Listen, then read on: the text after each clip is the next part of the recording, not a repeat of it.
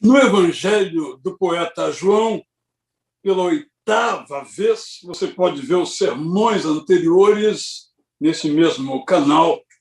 Vamos refletir sobre João capítulo 6, versos 22 a 40, que nos mostra Jesus na boca do povo.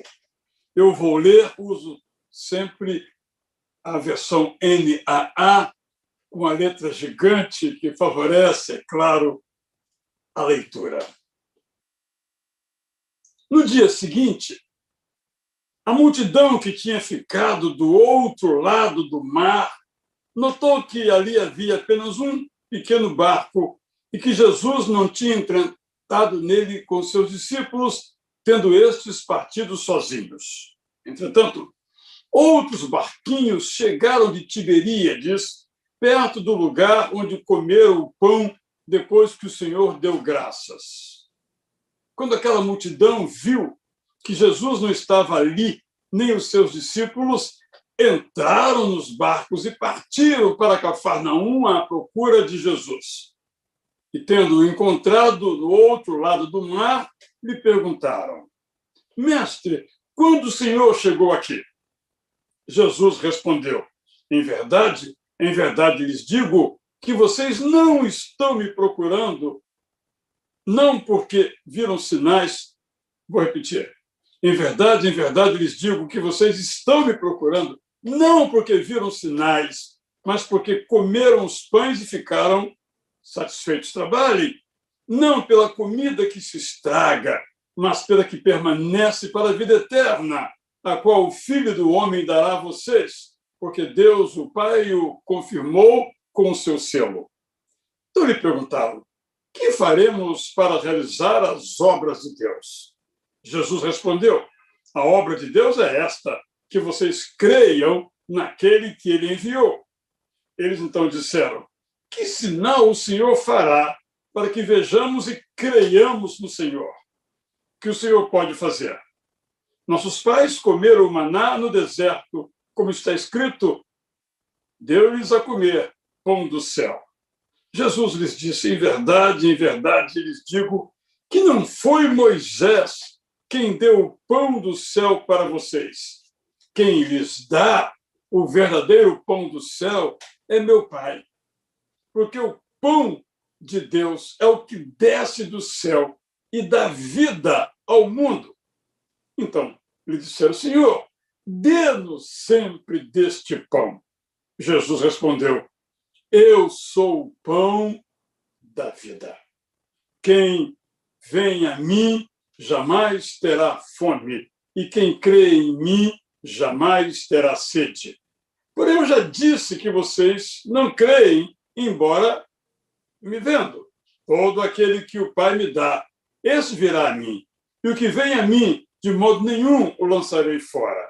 Porque eu desci do céu, não para fazer a minha própria vontade, mas a vontade daquele que me enviou. E a vontade de quem me enviou é esta: que eu não perca nenhum de todos os que ele me deu.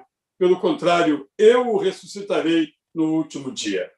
De fato, a vontade de meu Pai é que todo aquele que vir o Filho e nele crer tenha a vida eterna, e eu o ressuscitarei no último dia. Esse texto nos mostra, nos versos 22 a 25, que os que assistiram o milagre da multiplicação dos pães e dos peixes continuavam procurando por Jesus, porque queriam mais de Jesus ali, ministrando o Senhor Jesus às margens do mar da Galileia, tendo Cafarnaum como centro do seu ministério.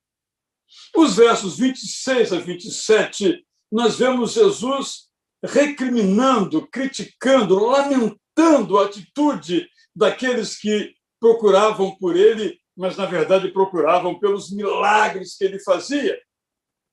Como, por exemplo, o da multiplicação de pães e peixes, que saciou a fome deles, mas logo o efeito do milagre, como todo milagre, o efeito desaparece.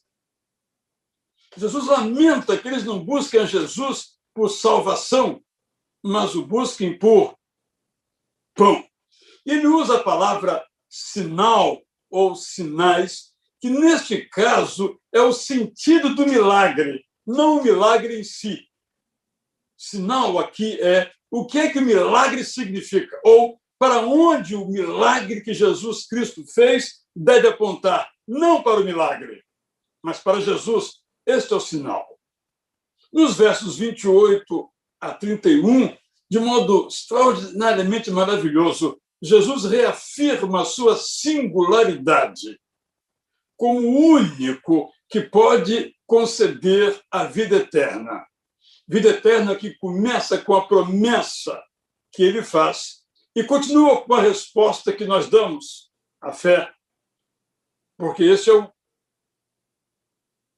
roteiro para a salvação que Jesus nos dá. Ele oferece a vida eterna, a graça, nós respondemos com a fé e então prosseguimos nessa jornada. Nos versos 32 a 36, Jesus se apresenta como o pão da vida.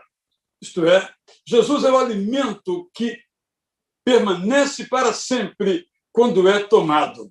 É Jesus, portanto, pão eterno. E nos versos 37 a 40, Jesus destaca a sua unidade com o Pai, de tal modo que a vontade dele e a vontade do Pai eterno era a mesma, e a vontade era a salvação de todos. O verso 39 tem sido interpretado como uma garantia da salvação que não pode ser perdida. E eu vou ler de novo esse verso 39, que é repetido, de certo modo, no 40. E a vontade de quem me enviou é esta, que eu não perca nenhum de todos os que ele me deu. Pelo contrário, eu o ressuscitarei no último dia. Esse texto parece simples, e mas às vezes nós nos perdemos nos detalhes e não entendemos alguns elementos. Por essa razão, eu vou ler agora a paráfrase que eu elaborei para que o sentido seja ainda mais claro para nós. No dia seguinte, depois de ter multiplicado os pães e os peixes e andado sobre o mar da Galileia, Jesus continuava sendo procurado. Eles estavam perto de eles estavam perto de onde Jesus tinha feito, com oração, o milagre, mas olhando para a prática do momento, viram apenas um barquinho que levava os discípulos, mas sem Jesus. Então, continuaram procurando por ele e entraram em barcos que os levaram a Cafarnaum. E ali encontraram Jesus. Curiosos perguntaram: Mestre, quando foi que o senhor chegou? Jesus lhes respondeu: Eu sei porque vocês estão à minha procura. E não foi por causa da minha mensagem, mas por causa do milagre dos pães e dos peixes que vocês comeram e se satisfizeram. O meu desejo é que vocês não fiquem correndo atrás da comida. O mais importante não é a comida que se estraga, mas a comida que alimenta para sempre, uma vez por todas. Esta é a comida que eu quero lhes dar, conforme o desejo do Pai Eterno, demonstrado por meu intermédio. Alguns responderam com uma pergunta: o que o Deus Eterno nos manda fazer? Jesus, então, garantiu: ele espera que vocês creiam naquele que me enviou até vocês. Ouvindo essa palavra, outros perguntaram: qual é o milagre que o Senhor fará para que creiamos? Lemos nas Escrituras o que Moisés fez, quando alimentou o povo com o maná descido do céu. O Senhor consegue fazer a mesma coisa? Jesus respondeu: vocês estão enganados. Não foi Moisés quem fez descer comida do céu para aquela gente. Foi o Deus eterno, que é o meu Pai. Eu sou o pão que desce do céu. e faz a vida ter sentido.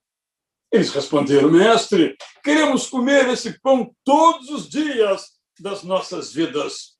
E Jesus respondeu: vamos lá, eu sou o pão da vida. Assim, quem me segue jamais terá fome, quem crê em mim jamais terá sede. Eu já disse isto, mas vocês não aceitam, embora eu esteja frente a frente com vocês agora. Eu vim para ser o pão que todos os que creem podem comer para sempre. Recebo com alegria, sem deixar nenhuma pessoa de fora, todos os que vêm a mim. Eu vim do céu para fazer o que o meu Pai me enviou para fazer. E Ele deseja que eu receba todos nesta vida aqui e na vida depois da morte. Vou repetir. O desejo do Pai é que todo aquele que me conhece e crê em mim tenha a vida eterna, que começa agora e prossegue depois da morte. O que nós aprendemos com esse texto? Primeiro, nós devemos buscar a Jesus pelo motivo certo. Há muitas pessoas ao redor do mundo que procuram Jesus, mas por motivos errados. Há muitas pessoas que procuram Jesus em busca de cura. Este é o caso aqui nesta história. As multidões foram alimentadas num gesto extraordinário de Deus, que saciou, por meio daquele milagre incrível, humanamente falando, a fome daquelas pessoas. Mas no dia seguinte, estavam todas com fome de novo. Quando nós procuramos Jesus pelo motivo errado, até podemos ser satisfeitos, mas logo em seguida temos que continuar procurando por Jesus, porque até mesmo um milagre, no dia seguinte, precisamos de outro milagre. Há pessoas que procuram Jesus por dinheiro. Lamentavelmente, ainda, embora menos, faz sucesso a chamada ideologia da prosperidade, em que só ficam prósperos os que pregam a tal ideologia. Aqui eu quero afirmar com todas as letras: Jesus era pobre. É impressionante como alguns ideólogos, eu não chamo de teólogos, da prosperidade, torcem a palavra de Deus para dizer que Jesus era rico. Jesus era o dono da prata e do ouro, mas ele não exerceu essa prosperidade, essa riqueza aqui. Diz a Bíblia que Jesus sequer tinha uma casa que fosse dele.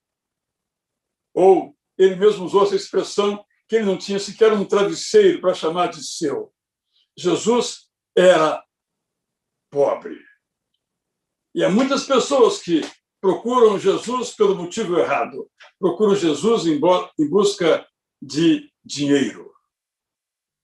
Há muitas pessoas que procuram Jesus em busca de fama e poder.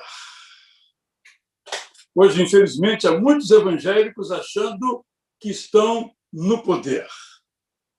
Sociólogos e marketólogos da política falam até de uma expressão, curral evangélico, que, em função do número tão grande de evangélicos no nosso país, eles se tornaram uma força político-partidária. Também é impressionante o número de cantores que fazem carreira gospel. Eram cantores ditos seculares e, num certo momento, anunciando ou não uma conversão, fizeram uma carreira gospel, e é impressionante como muitos deles voltaram a fazer o que sempre faziam, porque buscaram Jesus por fama, poder e dinheiro pelo motivo errado e não receberam o que esperavam ganhar e voltaram a fazer aquilo que eram as suas convicções. Não procuremos Jesus pelo motivo errado. Que a nossa procura por Jesus seja sempre por salvação eterna. Que a nossa procura por Jesus seja sempre para termos uma amizade com Ele. Que a nossa procura por Jesus nos leve a renunciar ao nosso egoísmo que é natural em nós. Que a nossa procura por Jesus nos traga a consciência que pertencemos ao reino de Deus.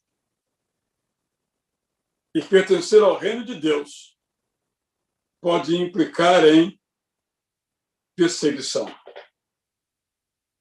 Há muitas pessoas em nossas instituições públicas enfrentando perseguições por serem identificadas como seguidoras de Jesus.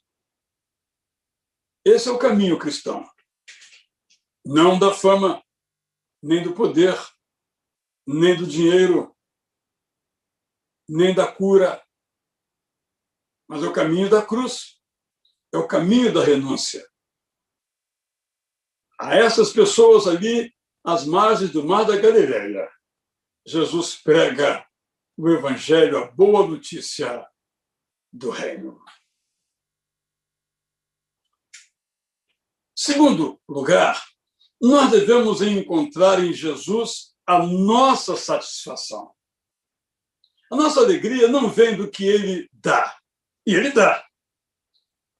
A nossa alegria não está na satisfação de nossas necessidades, e ele a supre. A nossa alegria vem da comunhão, ou amizade, ou convívio com ele. A nossa alegria vem de um senso de pertencimento ao reino de Deus com a sua justiça. Isso quer dizer o seguinte: quando eu procuro Jesus pela razão certa, eu observo que Jesus está fazendo uma grande obra no mundo chamada de Reino de Deus. E eu sou parte desta construção. Esta é a alegria de servir a Jesus. E quando vêm as dificuldades, as dores, a nossa alegria estará na satisfação, no suprimento, na cura, que são ótimas, são boas coisas, mas a nossa satisfação não pode estar nisso. Hoje pela manhã, um pastor amigo nosso enfrentando uma grande dificuldade com o seu filho, que tem passado por doenças uma após outra, e essa noite de novo, ele então disse: Israel, eu tenho procurado a minha satisfação em Jesus, a minha alegria em Jesus. Não é fácil, mas lembremos de novo do milagre que Jesus fez. Em lugar de se satisfazerem em Jesus, eles se satisfizeram no pão e no peixe que comeram. E no dia seguinte, estavam de novo com carências. Se você formos nos alegrar pelas carências que Jesus supre, todo dia vamos buscar a Jesus, mas pelo motivo errado. E podemos encontrar essa satisfação de carência em outros lugares, através de outras pessoas. Não precisamos de Jesus. Mas quando buscamos a Jesus pelo que ele é, nós encontramos satisfação. Em terceiro lugar, eu quero desenvolver com você aqui um pouco o tema do verso 39, que vou ler outra vez. E a vontade de quem me enviou é esta: que eu não perca nenhum de todos os que ele me deu. Pelo contrário, eu o ressuscitarei no último dia. Não é um verso muito fácil, sobretudo por essa expressão, pelo contrário, eu o ressuscitarei no último dia. Também não é fácil porque tem uma frase aqui, que eu não perca nenhum de todos, e a palavra todos aqui é chave, o que o Pai me deu. Há nesses dois versículos finais de nossa leitura, porque essa história continua, os versos 39 e 40, alguns elementos aqui para a nossa reflexão. Desde, sobretudo, João Calvino, no século XVI, algumas pessoas têm tomado esse verso para justificar o que chamam de dupla predestinação. Isto é, Deus predestina, ou, em outras palavras, escolhe algumas pessoas para serem salvas pelo Evangelho eterno de Jesus. Mas também escolhe outras pessoas para a separação eterna, para a perdição. O raciocínio é este. Se o Pai deu alguns a Jesus para a salvação, logo não deu alguns para essa salvação, entregues, ficando essas pessoas, então, à condenação. Jesus não está falando disto. Jesus está falando do seu projeto no mundo, anunciar o reino a todos, não apenas aos judeus, que equivale aos predestinados. O projeto de Jesus é anunciar o reino de Deus a todos, não apenas aos predestinados para a salvação. Os da dupla predestinação justificam a sua atitude dizendo que devem pregar porque não sabem quem foi predestinado para a salvação. Por essa razão, se sentem motivados a evangelizá-los para que aqueles, então, que foram previamente escolhidos para a salvação possam escolher a salvação.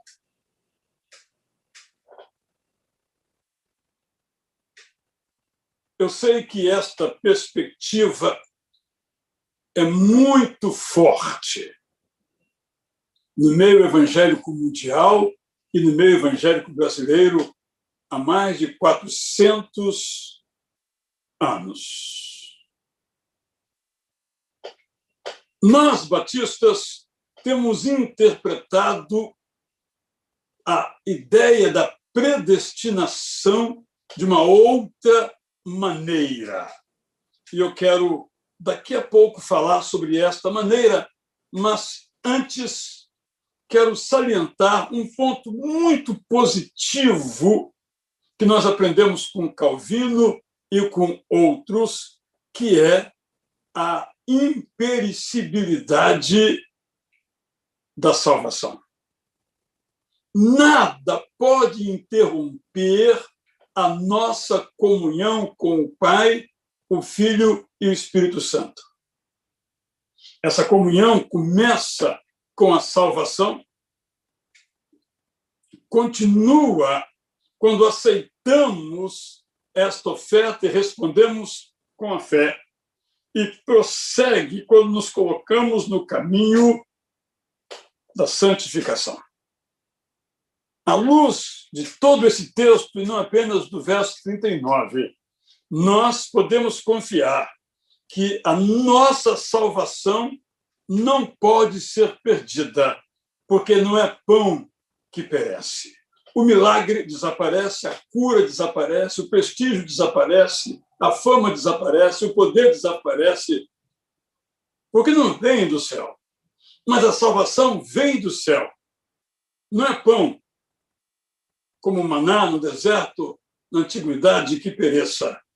É para a vida eterna. Claramente, essa verdade está presente, eu estou aqui a reafirmá-la. Porque ainda há muitos cristãos, espero que não seja o seu caso, esperando o que vai acontecer com a sua vida. Eu irei para o castigo eterno ou para a comunhão eterna com Jesus? Não pode haver essa dúvida. Jesus é claro a esse respeito.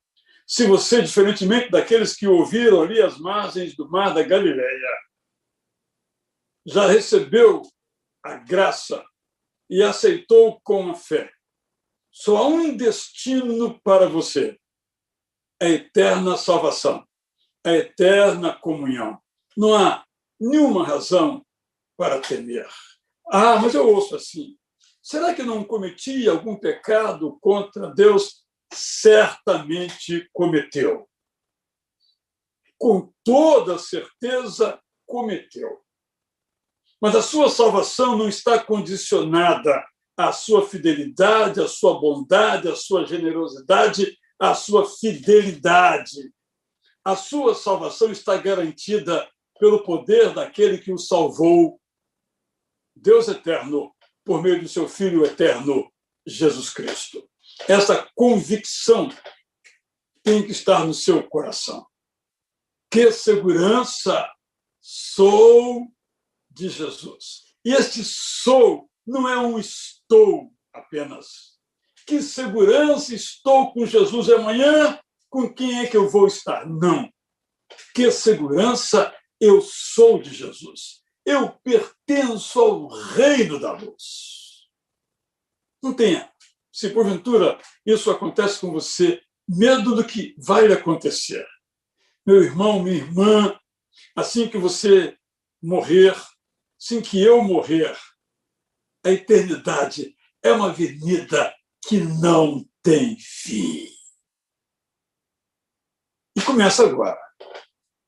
É uma avenida que começa agora.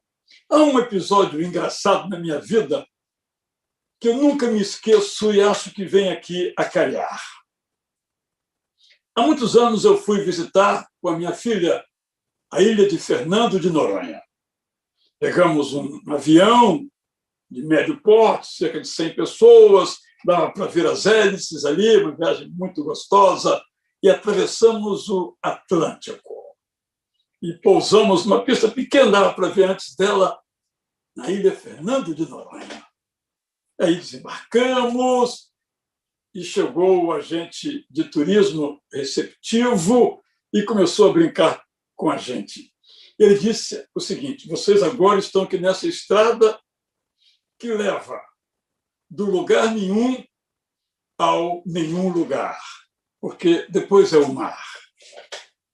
Então, penso que é uma metáfora interessante sobre nossa vida aqui. Nós estamos numa avenida. A morte interrompe essa avenida. Tem o mar. Mas aqueles que somos salvos, a avenida continua ao longo do mar. Não há risco de cairmos no mar, de nos precipitarmos no mar, de sermos afogados no mar do desconhecimento, da incerteza, da insegurança. A nossa salvação começou agora e não tem fim. Aqui em minha casa também, como na sua, nós compramos remédios. Todos nós compramos remédios para dor de cabeça, coluna, estômago ou qualquer outra coisa. E aí colocamos num certo lugar, geralmente numa gaveta, para evitar que pessoas outras possam ter acesso. Mas, de vez em quando, nós temos que ir lá e ver a validade dos remédios. Porque os remédios são bons, mas têm prazo de validade. A salvação não tem prazo de validade. Agora, então, eu quero retomar o entendimento batista sobre a nossa escolha para a salvação. Nós cremos, como batistas, está em nossas primeiras confissões de fé, e ali continuam, nas que vieram depois, é que a predestinação é real, está na Bíblia, mas não vem em primeiro lugar. É um tema tão importante que eu preguei uma série de mensagens sobre isso em nossa igreja há muitos anos, transformei em um livro intitulado O Plano e o Caminho, quando o livre-arbítrio e a predestinação se encontram.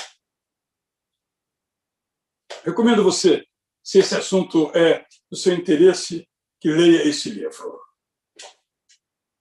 Lá, eu me alongo sobre o assunto, eu vou colocar aqui em poucas frases. Nós entendemos, como batistas, que a predestinação não vem em primeiro lugar. Vou repetir. A predestinação não vem em primeiro lugar, embora seja real. Primeiramente vem o conhecimento prévio de Deus das decisões que nós iremos tomar. Os predestinistas põem um foco legítimo, altaneiro, na soberania de Deus. Isso é magnífico. De fato, Deus é soberano. E entre as marcas de sua soberania está o conhecimento daquilo que nós vamos fazer antes de fazermos. A palavra é presciência, conhecimento prévio, não determinação prévia, ou determinação prévia depois do conhecimento prévio. O que quer dizer que a decisão de receber Jesus, é o que ele diz aqui em João 6, era das pessoas. Ele diz, eu já falei para vocês que eu sou o pão da vida, mas vocês não aceitam. Até hoje, muitas pessoas ouvem que Jesus é o caminho, a verdade e a vida, até concordam, mas não aceitam. Depois,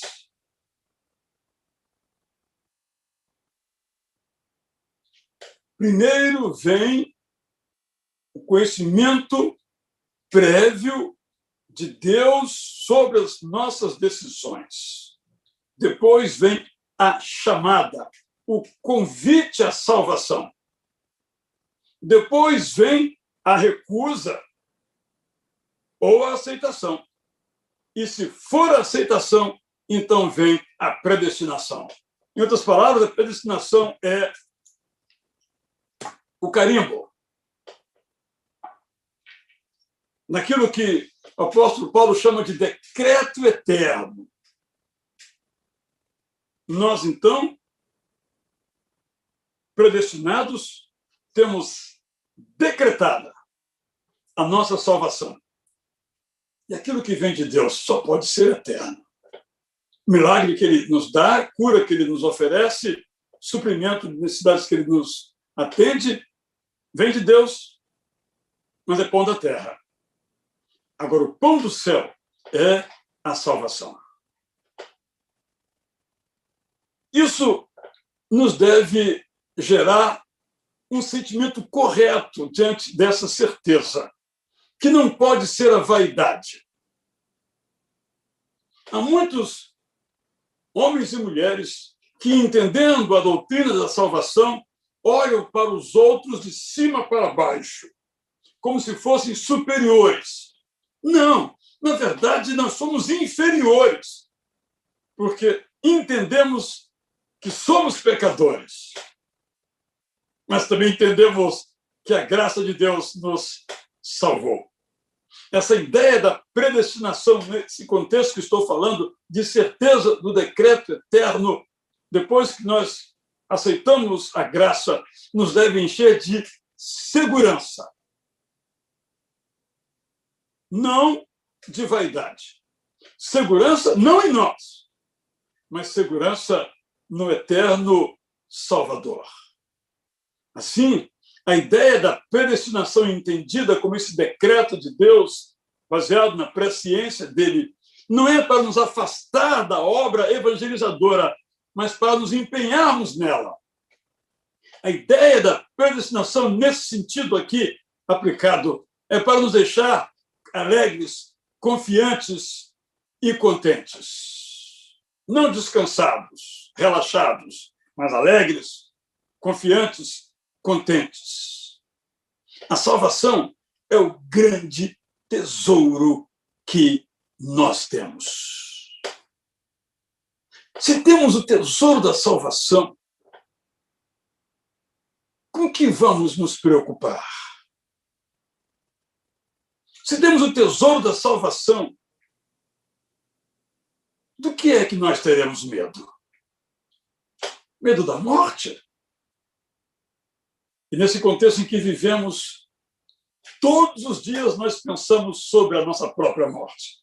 Não temos como pensar. porque a cada dia recebemos uma notícia de alguém próximo ou até mesmo nossa família que teve a sua vida biológica encerrada. Pensamos na nossa, não temos como não pensar na nossa. Devemos pensar na nossa, mas sem medo da nossa morte.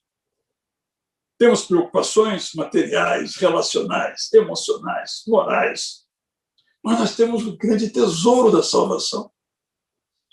E este tesouro ninguém nos arrebata. Ninguém nos tira esse tesouro. Sabe por quê?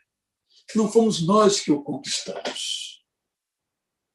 Há muitas pessoas que ainda hoje saem garimpando terras, até mesmo indígenas, no Brasil, em busca de ouro, cometendo crimes contra o meio ambiente e contra populações.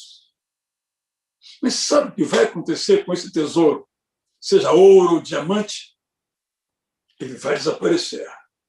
Mas o tesouro